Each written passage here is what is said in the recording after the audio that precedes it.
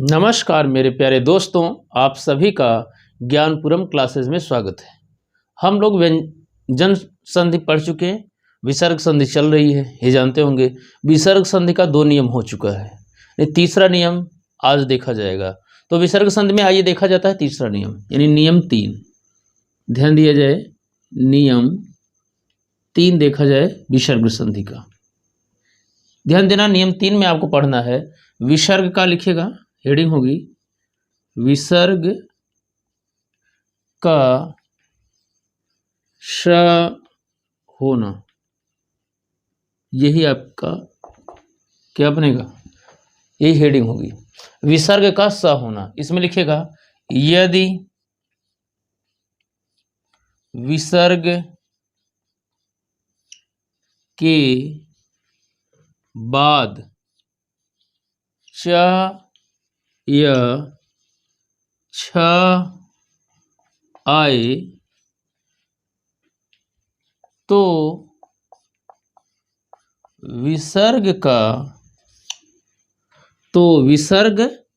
का क्या हो जाएगा, श हो जाएगा, यानी स हो जाता है।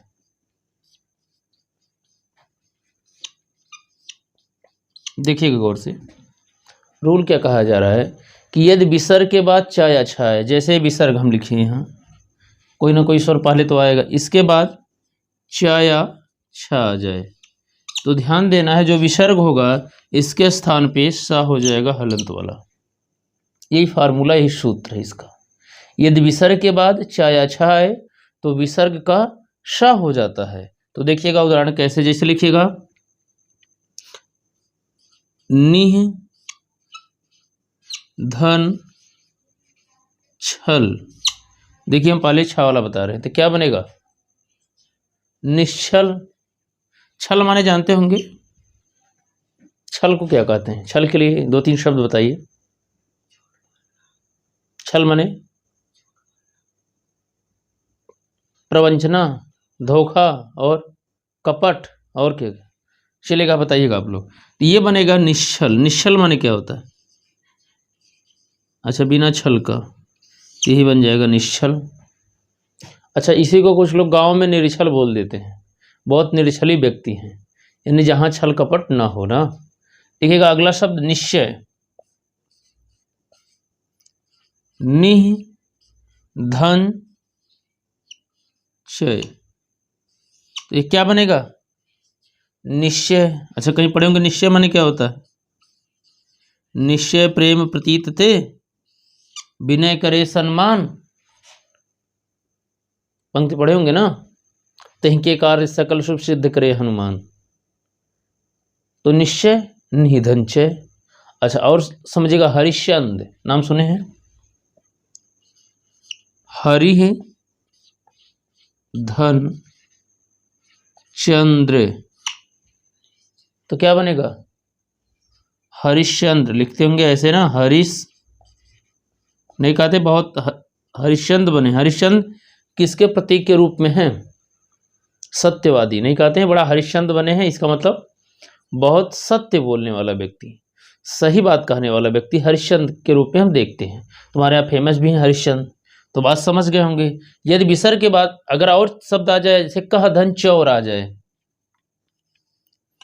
कह धन चौर, चा जाते हो जाए कशौर, चौर माने जानते होंगे, शब्द ऐसे ही बनेगा। बात समझ में आ गई। यानी अगर इसी का आ जाए निधन चयात्मक, तो यही बन जाए निधन चित, तो निश्चित हो जाएगा। बात समझ गए, कोई दिक्कत नहीं होगा। इस रूल से ये चीजें समझ गए होंगे। आइए अब इसका दूसरा नियम देखा जाए। दूसरा नियम क्या कह रहा है, इसका दूसरा नियम ये कहेगा, ध्यान देना है, इसका दूसरा नियम हम देखें, वहां पर क्या हो जाएगा, बस यही रहेगा, बस विसर्ग के स्थान पर दूसरा सा बनेगा। कौन सा सा, ये कौन सा सा कहा जाता है, आप लोग इसको लिखकर बताइएगा, इसे कौन सा सा कहा जाता है, कौन सा सा, इसका क्या नाम रखा जाता है, इसे तालव्य सा कहा जाता है। कौन सा सा, तालव्य सा। चलिए आगे लिखेगा नियम 4, 3 हो चुका। लिखिएगा नियम, नियम 4 लिखिए। इसमें लिखिएगा विसर्ग का श होना। अच्छा, इसको कौन सा सा बोला जाता है? हाँ, खटकोड़ वाला तो आप कहते हैं ना मूर्धन्य श, मूर्धन्य श कहते हैं, लेकिन इसका उच्चारण मूर्धा से किया जाता है। इसमें लिखिएगा यदि विसर्ग के पूर्व ई या ऊ हो, यदि विसर्ग के पूर्व ई या ऊ हो और बाद में यानी उसके बाद क्या है, ध्यान देना है, क ख, यानी क ख, फिर यहाँ कामा लगाइए, एक वर्ग छोड़ दीजिए क ख के बाद, यानी चा छा को छोड़ दीजिए, कौन सा आएगा, ट ठ, ट ठा के बाद एक वर्ग और छोड़िए, ता था ता उसको छोड़ दीजिए, प फ, यानी प फ, ठीक। आए तो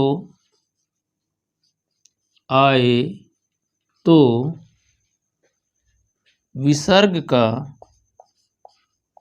आए तो विसर्ग का श हो जाता है,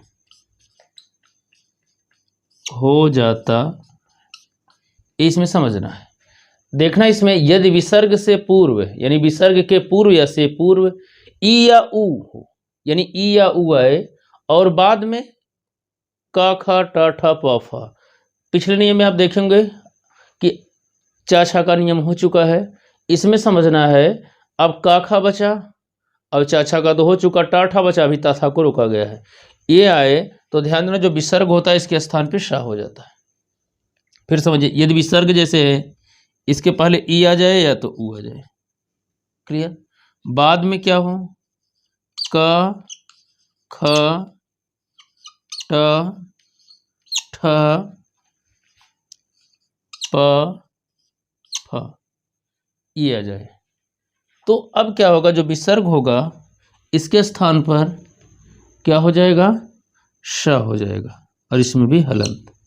क्लियर, कोई दिक्कत, समझ बात आई? यानी ये स्वर पड़ा रहेगा, केवल ये जो विसर्ग होगा इसी के स्थान पे चेंज होगा और धन हट जाएगा आपका। अब कैसे बनेगा इसको समझिएगा। चलिए पहले हम का को ले रहे हैं, लिखिएगा जैसे आपसे कहा जाए निह धन कंटक, अब इसी को आपको संधि करनी है, तो आप क्या करेंगे, इसको बना देंगे निष्कंटक। अब देखिए यहाँ मूर्धन्य श होगा, यही ध्यान देना है, यहाँ हो जाएगा निष्कंटक, बात समझ गए ना, यहाँ हो जाएगा निष्कंटक। क्लियर, का वाला आ गया, क्लियर, कोई दिक्कत। जैसे अब हम थोड़ा सा पा वाला देख रहे हैं, यहाँ बता रहे हैं, जैसे लिखिएगा दुह धन परिणाम, तो क्या हो जाएगा, यहाँ मूर्धन्य श होगा विसर्ग की जगह, ये ऊ ऐसे पड़ा रहेगा जैसे यहाँ नी नापे छोटी पड़ा था, तो हो जाएगा दुष्परिणाम। अब देखिए चूंकि इसमें विसर्ग के स्थान पे सा हो रहा है तो हलंत वाला है, तो यहाँ ऐसे जुड़ जाएगा, यहाँ भी देखिएगा हलंत वाला मूर्धन्य सा तो ऐसे जुड़ जाएगा, दुष्परिणाम, ठीक है ना। और देख लीजिएगा जैसे और शब्द आपको बन जाए, जिसे हम कहा निह धन फल, जिसे हम कहते हैं निह धन फल, अब इसको कहीं इसको बनाइए तो क्या बन जाएगा, ये हो जाएगा निष्फल, ये हो जाएगा निष्फल, कोई दिक्कत। देखिएगा यहाँ विसर्ग के स्थान पे मूर्धन्य श हो रहा है, हलंत वाला था, ऐसे हो जाएगा। जैसे हम कहते हैं निह धन ठुर, अब इसको हम ठा वाला को ले रहे हैं, निह धन ठुर, तो क्या बन जाएगा निष्ठुर, निष्ठुर माने क्या होता है, कहा जाता है बहुत निष्ठुर हैं, तो ये बन गया निष्ठुर। बस समझ में आ रही ना। जैसे हम एट्टा वाला ले रहे हैं, कुछ लोग को ये लगे तो ये भी बता दें हम। जैसे कहीं आ जाए दूधंटा, उसी को बना दीजिए, तो क्या हो जाएगा, दूधंटा बराबर दुष्ट। तो दुष्ट माने जानते हो, अगर यहाँ टा कर देंगे आगे मत हो जाएगा दुष्टा, तो समझ गए, बताने की कोई जरूरत। दुष्ट और दुष्टा दोनों चीजें, अगर कुछ ना कुछ बोल देते ना कुछ लोग, दुष्ट कहीं का, ठीक, दुष्टा, तो यहाँ समझ गए हो दुष्ट हो गया। अब देखिएगा ये शब्द ऐसे बन रहा है जैसे निधन पाप हम कर दें, निधन पाप, तो क्या हो जाएगा, निष्पाप। बात समझ रहे हैं अच्छे से। अब यहां लिखिएगा एक शब्द अपवाद में आएगा। अपवाद क्या आएगा, अपवाद करके लिख लीजिएगा, अपवाद। अब अपवाद एक है, लिखिएगा दुहधन ख, जैसे दुहधन ख, ये बराबर दुख, ऐसे होगा। यानी इसमें कोई चेंजिंग नहीं हुआ, ये अपवाद में आप देख लेंगे।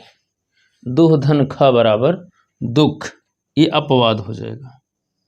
हमें लगता है इस रूल को आप अच्छे से आसानी से समझ गए होंगे, कोई दिक्कत नहीं होगी। फिर से एक बार समझिएगा, विसर्ग का श होना, कौन सा सा है, मूर्धन्य श, उच्चारण स्थान इसका मूर्धा है, इसलिए मूर्धन्य श कहते हैं।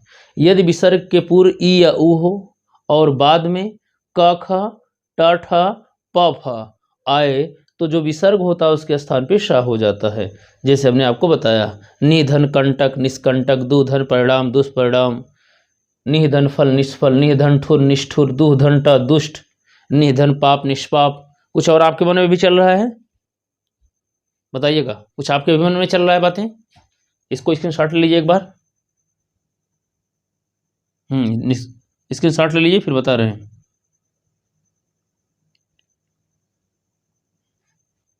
ले लिए, इसको हटा के थोड़ा सा और शब्द बता दें आपको, और लिखिएगा। हाँ, शब्द लिखिए चतुर्धन पाद। चतुष्पाद एग्जाम में कई बार पूछा गया प्रश्न है, चतुर्धन पाद बनाइएगा, चतुर्धन पाद बनाना है, चतुर्धन पाद, हाँ बनाइएगा। देखिए क्या बनाते हैं,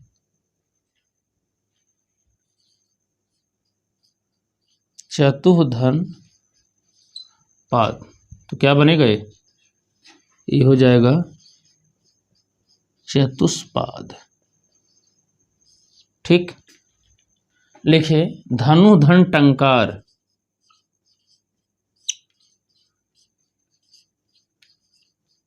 तो क्या बन जाएगा, धनुष टंकार, यही ना।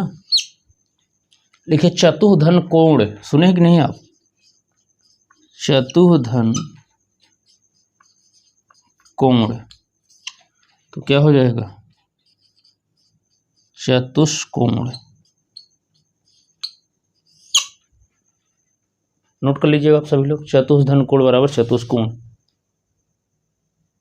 एक शब्द और सुने होंगे आप लोग, जानते होंगे, सुने कि नहीं, कहते आविष्कार। अगर पूछा जाए आविष्कार में कौन सी संधि विच्छेद है, संधि विच्छेद क्या होगा, तो क्या बनाएंगे, तो बना लीजिए उसका भी, लिखिएगा आविधन कार, तो क्या होगा, आविष्कार, ऐसे ही लिखते हैं ना। आविष्कार किसे कहते हैं, बताइएगा, नोट कर लीजिएगा, आविष्कार किसे कहते हैं, हाँ, आविष्कार किसे कहते हैं, बताइएगा। कभी कभी सुने होंगे इनका निष्कासन कर दिया गया, एक शब्द वो भी लिखिए, निष्कासन, तो निधन कासन, निष्कासन माने जानते होंगे ना, क्या होता है, निष्कासन। और सुने होंगे एक और लिखिए निष्काम, और भी लिखिए निधन काम, बराबर निष्काम।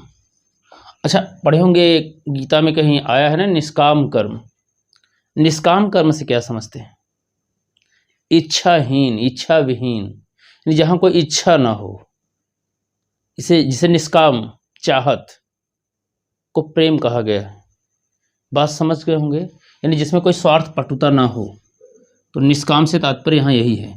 तो देखिएगा क्या रूल बताया गया है, और शब्दों ने आपको लिखाई दिया काफ़ी ज़्यादा, उसको समझे गए होंगे कि देखिएगा यदि विसर्ग के पूर्व ई या ऊ हो, देखिए ई ऊ यही सब दिख रहा है, और बाद में क ख ट ठ प फ आए, तो जो विसर्ग होता है इसके स्थान पे क्या हो जाता है? श। कौन सा? मूर्धन्य श। ये रूल देख लीजिए। तो आइए अब अगला नियम हम देखते हैं हम लोग, और इसी के बाद ये जैसे रूल 4 हो चुका है, यानी विसर्ग ही संधि का चल रहा है, अब रूल हम लोग 5 देखें। तो ये ध्यान देना होगा, और हमें लगता है आप लोग अच्छे से समझ रहे होंगे इस बात को, किसी को कोई दिक्कत नहीं होगी। एक बार आप मन से इसको ध्यान दें। तो नियम 4 के बाद आप देखें नियम 5, कोई दिक्कत नहीं होनी चाहिए, एकदम स्पष्ट रूप से समझिएगा। नियम 5, इस पर आ जाइएगा, लिखिएगा, इसमें हेडिंग बनाइएगा। नियम 5 में विसर्ग का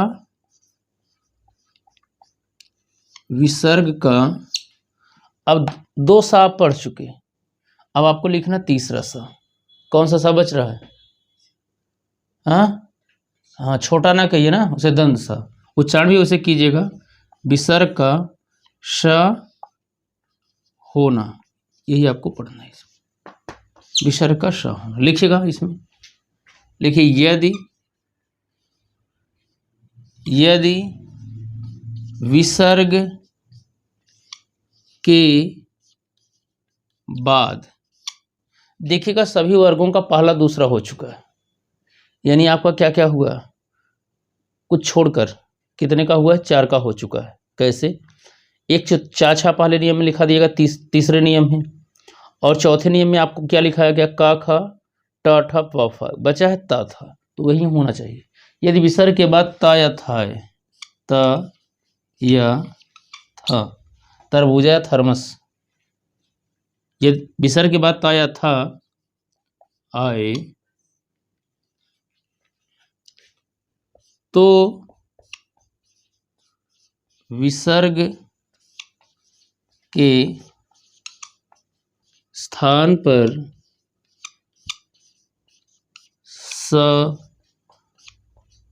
हो जाता है।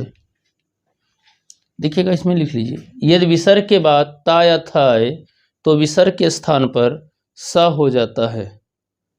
अब इसमें तात्पर्य है कि जैसे विसर्ग है, इसके बाद ता आए या था आए, जो विसर्ग होगा इसके स्थान पे यही वाला स हो जाएगा। जैसे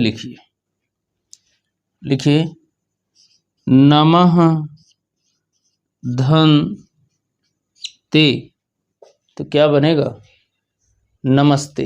अगर आपसे कुछ नहीं पूछ रहे नमस्ते का संधि विच्छेद कीजिए, तो क्या होता है? नमः धन ते। अच्छा, नमस्ते मैंने नमस्ते करना आता है ठीक से? नमस्ते कैसे किया जाता है? प्रणाम और नमस्ते में भी अंतर होता है ना थोड़ा बहुत। कैसे? गौर समझिएगा। अच्छा, यहाँ ते से तात्पर्य क्या समझ रहे? नमः माने यहाँ झुक कर किया जाता, सीना टाइट करके ऐसे नहीं, नमस्ते या जो भी आप बोल रहे हो। नमः हमारे झुकने के अर्थ में, ते माने आपके लिए, नहीं आपके लिए झुकना, यही हुआ नमस्ते। तो ये बन जाएगा कैसे? नमस्ते।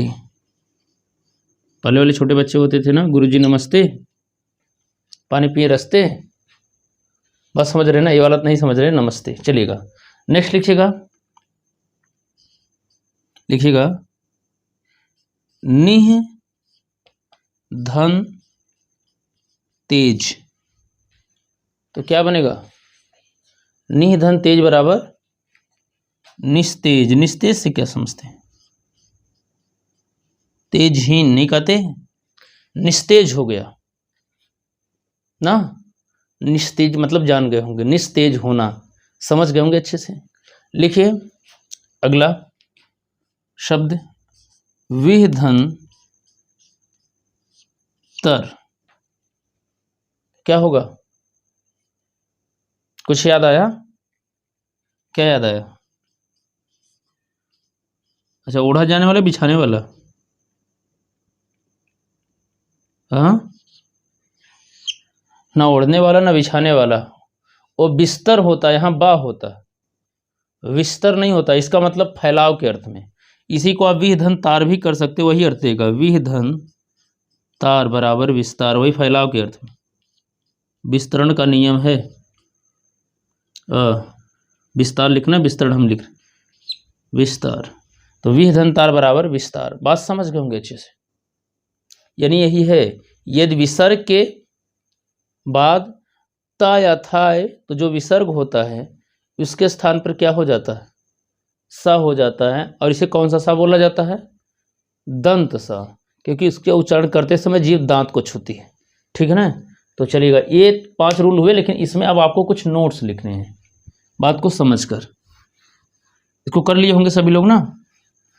चलिएगा, फिर भी इसको नोट कर लें। जो लोग तो लिखिएगा नोट में, आप उसे नोट में लिखिए नोट में।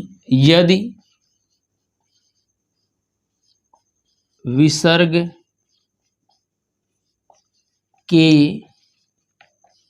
बाद तीनों सा आए, क्या लिखेंगे? यानी श, श, स। यदि विसर्ग के बाद श, स, स आए तो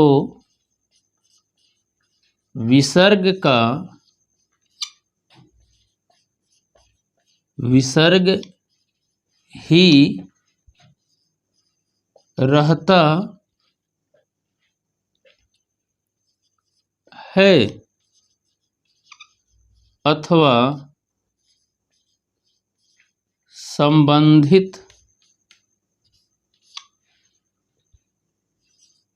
श, श, स हो जाता है। किसके स्थान पर? विसर्ग के स्थान पे।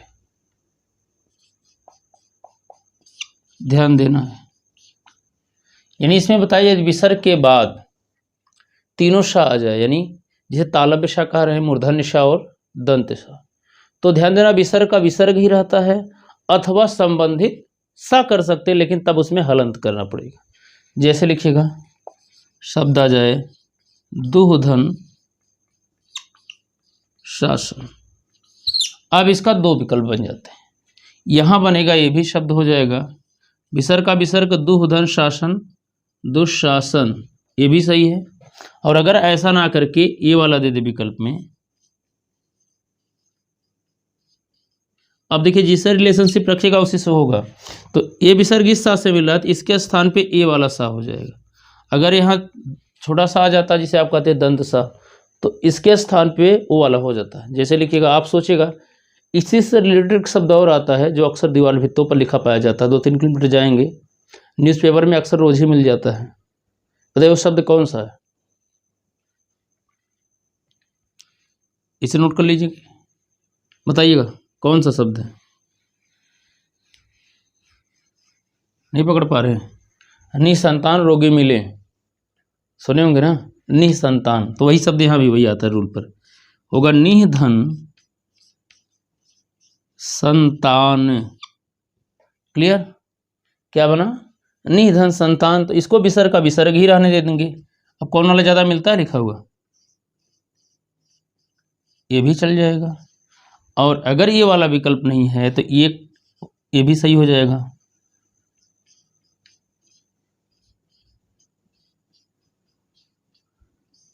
समझ गए होंगे? यहां पर ये दोनों विकल्प सही हो जाएंगे। यानी संस्कृत में एक सूत्र है वासरी, नाम सुने? आप इसको नोट कर लीजिएगा, फिर बता रहे हैं। समझ रहे हैं आप लोग? एक सूत्र है संस्कृत में वा शरी, और वो सूत्र है 8 30 का 36। सूत्र संख्या यही बात है आपकी। यानी ध्यान दिए होंगे, इस सूत्र में कहा था वा माने वैकल्पिक रूप से अगर सर प्रत्याहार आ रहा है, यानी इसको समझिएगा वा सर से क्या समझ रहे हैं जो लोग नहीं समझ पा रहे हैं। यदि विसर्ग के बाद, ध्यान देना है, यदि विसर्ग के बाद सर आए, क्या? सर प्रत्याहार। ध्यान देना है इसमें, वा सर से क्या तात्पर्य? यदि विसर्ग के बाद तो यहाँ विसर्ग के बाद शर प्रत्याहार। शर प्रत्याहार से क्या समझ रहे हैं? शर प्रत्याहार में कौन कौन वर्ण आते हैं बताइएगा? यही तीनों श आते हैं। जैसे आपका सूत्र है शस सर ना, यही सूत्र, इसी में देखेंगे शर प्रत्याहार बन गया, क्योंकि जब री को बारे सर प्रत्याहार यहाँ आ जाएगा शर। ठीक, तो इसमें ये तो हलन से लोप हो जाएगा, ये 3 बचेगा। तो यदि विसर्ग के बाद सर प्रत्याहार आए तो विकल्प से संबंधित सा हो जाता है अथवा विसर्ग ही रहता है, वही सूत्र के आधार पे यहाँ कहा जा रहा है। ठीक है, बात समझ गए होंगे। चलिएगा, इसको नोट कर लीजिए अच्छे से आप लोग। आइए अगला नियम देखते हैं, विसर्ग संधि से संबंधित। यानी हम लोगों ने 5 नियम पढ़ लिया विसर्ग संधि से संबंधित। चलिए अगला नियम लिखिएगा। नियम 5 हो चुका है ना, नियम 6 लिखिएगा। विसर्ग का लोप होना। विसर्ग का लोप होना लिखिए इसमें। यदि विसर्ग से पूर्व यानी पहले अ हो और बाद में कोई दूसरा स्वर आए तो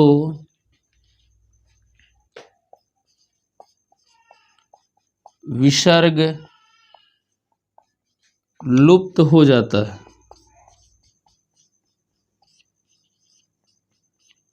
ये लिखना है, इसे नोट कर लीजिएगा, फिर बताया जा रहा है।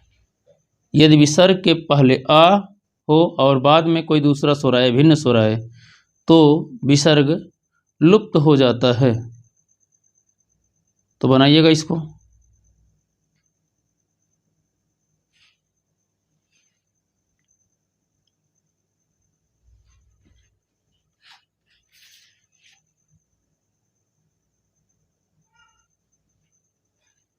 नोट कर लीजिए, लिखिएगा। जैसे इसको समझिएगा। एक शब्द बहुत बार पूछा, अतः धन एव। अब इसका आप संधि कीजिएगा, बनाइएगा क्या करते हैं। इसका संधि कीजिएगा, क्या बनेगा? अच्छा, कुछ लोग अतएव और कुछ लोग अतएव, नहीं, ये बनेगा अतएव। बस कुछ नहीं दिक्कत करना, बस यही है, ये जुड़ जाएगा। क्या सीधा सीधा ये विसर्ग यही गायब हो जाएगा, बस विसर्ग, इतने का काम समाप्त। और ये जैसे वैसा पड़ा हुआ है। यानी विसर्ग के पूर्व देखिए इसमें छोटा है, बाद में कोई दूसरा स्वर आ जाएगा। ठीक, जैसे और लिखिएगा। देवः धन उवाच। तो ये कुछ नहीं, सीधा देव उवाच, बस यही हो जाएगा। बात समझ गए? नेक्स्ट लिखिएगा अगला नियम। नियम 6 हो चुका आपका, ये ध्यान देना है। अगला नियम देखना है, कोई दिक्कत इसमें नहीं है ना। ये बहुत बार एग्जाम में पूछा गया, इसे आप एकदम दिमाग में सेट कर लिए। अतः धन एव बराबर अतएव, ये वर्तनी भी कई बार पूछी गई। चलिएगा देखा जाए। अगला नियम देखा जाए, नियम 7 पर लिखिएगा।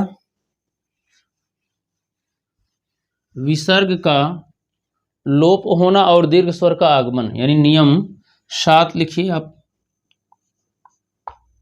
लिखिएगा विसर्ग का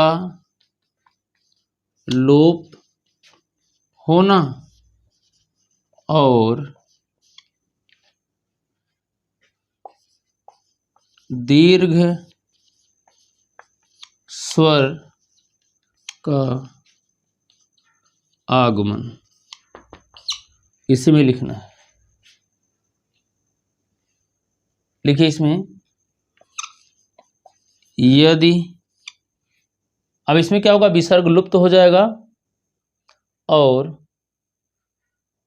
दीर्घ स्वर आ जाएगा। यदि विसर्ग के बाद र आए तो विसर्ग लुप्त हो जाता है और उसके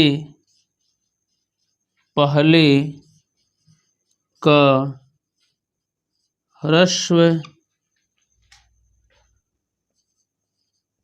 स्वर दीर्घ हो जाता है। यही है। चलिए नोट कर लीजिएगा इसको, फिर बताया जा रहा है। लिखिएगा जैसे आप लोग लिखिएगा निरोग, कई बार वर्तनी पूछेगा ही, सभी लोग लिखिएगा तभी बताया जाएगा। लिखिए निरोग, निरोग लिखना है आपको।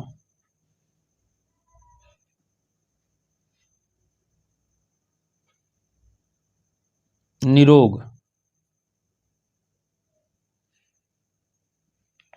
बनाइएगा, निरोग शब्द।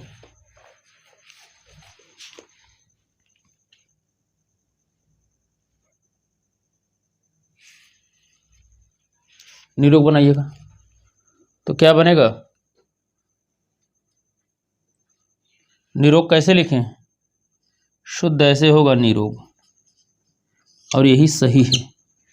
एक बार सभी लोग मिलाइए, देखिए चेक कीजिएगा आप लोग क्या लिखे हैं। बनाइएगा, दिखाइएगा क्या लिखे हैं आप लोग। चलिए आप भी दिखाइए, चलेगा सभी लोग दिखाइएगा क्या लिखें। निरोग में क्या लिखें? तो आप लोगों ने निरोग देखा अच्छे से, देखिए निरोग यही शुद्ध लिखा गया। अब कुछ लोग कह रहे हैं कि ये तो हमने देखा नहीं कभी, आज देख लीजिए इसको गौर से, कई बार एग्जाम में पूछा गया है। ये कैसे बनता है अभी जान जाएंगे। देखिएगा ये बनता है निधन रोग, ऐसे होगा शब्द। अब देखिए रूल क्या कह रहा है, नियम क्या कह रहा है। यदि विसर्ग के बाद रा है तो देखिए विसर्ग के बाद रा है तो विसर्ग लुप्त हो जाएगा। इसके पहले का, विसर्ग के पहले का ह्रस्व स्वर दीर्घ हो जाएगा। यहाँ लिखा भी गया है विसर्ग का लोप होना और दीर्घ स्वर का आगमन होना। तो ये जब यहाँ हो जाएगा तो ये बन जाएगा निरोग। ये आपको पकड़ना होगा, नहीं तो गलत कर जाएंगे। जैसे लिखिए निधन रस, बनाइएगा निधन रस, तो क्या हो जाएगा? निधन रस बराबर, तो नीरस तो करेंगे नहीं ना, नीरस हो गया ना। समझ गए बात कि नहीं आप लोग? निधन रस बराबर नीरस। लिखिए दुधन राज, दुधन राज ये पूछा गया है तो ये हो जाएगा दुराज। अब समझ गए, यहाँ देखिए छोटा था यहाँ बड़ा हो गया। दुधन राज बराबर दुराज। समझ रहे बात हमारी अच्छे से? कोई दिक्कत तो नहीं समझ रहे हम ना? हाँ, अगर आपका आ जाए निधन रो, इसी से, जैसे आपसे यही दे दिया निधन रो तो ये बन जाएगा नीरो। नीरो मोदी मत समझिएगा, बस समझ रहे ना? तो अब समझ गए होंगे कि यही है कि विसर्ग का लोप होना और दीर्घ स्वर का आगमन। यदि विसर्ग के बाद र आए तो विसर्ग लुप्त हो जाता है और उसके पहले का, विसर्ग के पहले का ह्रस्व स्वर दीर्घ हो जाता है। निरोग आप वर्तनी ध्यान दीजिएगा, ये कई बार पूछा गया है। तो ये बनेगा निधन रोग, ऐसे होगा ये, लेकिन ये विसर्ग जरूर, तो यहाँ से जो विसर्ग होता है ये लुप्त होगा, तो इसके पहले का जो छोटी है वो बड़ी में बदल जाएगी। बात समझ गए रूल को? चलिए नेक्स्ट नियम लिखिएगा। नियम अगला, नियम 7 हो चुका है, नियम 8 लिखिएगा। नियम 8, कोई दिक्कत तो किसी को नहीं समझने में ना? नियम 8 लिखिए, लिखिएगा नियम 8 में लिखिए नियम 8, लिखिए इसमें विसर्ग का लोप होना और चा में हलंत, चा का आगमन, आगमन, देखिए इसको मत पढ़ लिया आगमन, ऐसे पढ़ लेंगे आग का मन तो गड़बड़ हो जाएगा। आगमन माने आना। लिखिएगा इसमें, यदि विसर्ग के बाद, यदि विसर्ग के बाद छाए तो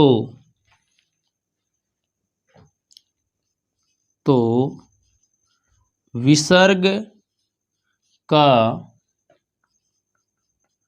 लोप हो जाता है, तो विसर्ग का लोप हो जाता है और छ के पहले चा में हलंत, च जुड़ जाता है। नोट कर लीजिएगा, यदि विसर्ग के बाद छ आए तो विसर्ग का लोप हो जाता है और छ के पहले च जुड़ जाता है। इसे नोट कर लीजिएगा, फिर इस पर बताया जा रहा है आपको। लिखिए जैसे, इसी पर बता दिया जाए। जैसे लिखिएगा, अनुधन छेद। आप संविधान में पढ़े होंगे ना अनुच्छेद, संविधान में कितने अनुच्छेद हैं? चलेगा, ये क्या बनेगा, तो विसर्ग लुप्त हो जाएगा और छ से पहले चा आ जाएगा ना, यही तो बन जाएगा अनुच्छेद। ठीक ना। अब देखिए कई बार वर्तनी पूछी गई है, छत्रधन छाया, छत्रधन छाया, ये कई बार पूछी गई, आप लोग शुद्ध कीजिएगा तो फिर तो बताएंगे। छत्रधन छाया क्या बनेगा, ये छत्र छाया, छत्र छाया नहीं, हम लोग गलत बोलते हैं ना, छत्र छाया यही होगा। समझ बातें आ रही हैं? क्लियर? किसी कोई दिक्कत? कोई दिक्कत नहीं है ना, चलेगा, इसको हटाया जाए। अगला नियम लिखिएगा, देखिएगा इसमें यही था, यदि विसर्ग के बाद छ है तो छ आ गया। ये नियम आप व्यंजन संधि में पढ़े होंगे, अनुधन छेद, अनुच्छेद, विधन छेद, विच्छेद, तब विकल्प में या तो व्यंजन देगा या तो विसर्ग देगा, इससे आप क्लियर कर लेंगे, कोई दिक्कत नहीं होनी चाहिए। आगे बढ़ा जाए, नियम अगला लिखिएगा। आज आपकी संधि समाप्त हो जाएगी, ठीक है ना। संधि की टॉपिक समाप्त होने की बात, जितने इसमें रूल थे सब समाप्त यानी पूरे हो जा रहे हैं आपके रूल संबंधी बातें। लिखिएगा, नियम 8 हो चुका है, नियम 9, नियम 9 में लिखिएगा, विसर्ग में कोई परिवर्तन न होना, विसर्ग में कोई परिवर्तन न होना, ध्यान देना है, विसर्ग में कोई परिवर्तन न होना, यहां तक ध्यान देना है आपको, विसर्ग में कोई परिवर्तन न होना। कोई दिक्कत? चलेगा, देखिएगा इसमें लिखिएगा, यदि विसर्ग से पहले अ हो और बाद में क या प, देना, कुछ लोग लिख देते हैं क ख प फ, लेकिन मूलतः यही वर्ण मिलते हैं ना, यानी क ख खा वाला से नहीं मिल पाता, ये भी नहीं, तो विसर्ग में कोई परिवर्तन नहीं होता, तो विसर्ग में कोई परिवर्तन नहीं होता। अब आपको ध्यान देना है, यहाँ पर कहा जा रहा है यदि विसर्ग के पूर्व अ हो, यानी उसके पहले अ हो और बाद में का या पाए तो विसर्ग में कोई परिवर्तन नहीं होता। जैसे आप बोलते हैं प्रातः धन काल, अब देखिए विसर्ग से पहले इसमें छोटा आ है, यदि विसर्ग के पूर्व आ हो और बाद में का या पा, ये का आ गया तो कुछ नहीं बदलेगा, बस धन हट जाएगा, ये हो जाएगा प्रातः काल। बस हो गया ना। नेक्स्ट लिखिएगा अंतः धनपुर, तो क्या हो जाएगा अंतःपुर। नोट कर लीजिएगा, कोई दिक्कत नहीं, कोई परिवर्तन नहीं हो रहा है।